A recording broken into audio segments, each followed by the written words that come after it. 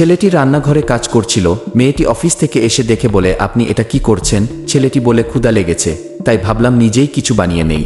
তখন মেয়েটি বলে, আপনি সরে যান, আমি বানিয়ে দিচ্ছি। আর বানাতে লাগে। ছেলেটি বলে, আমি যখনই ফোন করি তোমার মোবাইল বিজি থাকে, কোনো সমস্যা নাকি? মেয়েটি বলে, অফিসে এতই কাজ, সব সময় ফোন আসতেই থাকে, তাছাড়া কোনো সমস্যা নেই। ছেলেটি চলে যায়। পরের দিন সকালে ছেলেটি যখন ঘুম পাড়ছিল, তখন মেয়েটি বলে, আজ অফিসে তাড়াতাড়ি যেতে হবে, খানা পাকায়নি, নিজেই কিছু বানিয়ে নিও।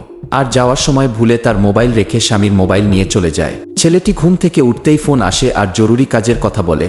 তখন ছেলেটি বলে, ম্যাম আজ মোবাইল ঘরে ভুলে গিয়েছে। এরপর থেকে শুরু হয়ে যায়, ফোনের পর ফোন আসতেই থাকে কাজের জন্য। মোবাইল ঘরে ভুলে গিয়েছে, এই কথাটি বলতে বলতে ছেলে নিজেই হাঁপিয়ে যায়। এরপরে যা ঘটলো তা দেখার আগে ভিডিওটি লাইক করে দাও, চ্যানেলটি সাবস্ক্রাইব করে দাও। লাস্টে স্ত্রী যখন সন্ধ্যায় বাসায় আসে, স্বামী তার কাছে মাফ চায়, বলে, খালি খালি আমি তোমার উপর সন্দেহ করতাম। স্ত্রী বলে, আচ্ছা সমস্যা নেই।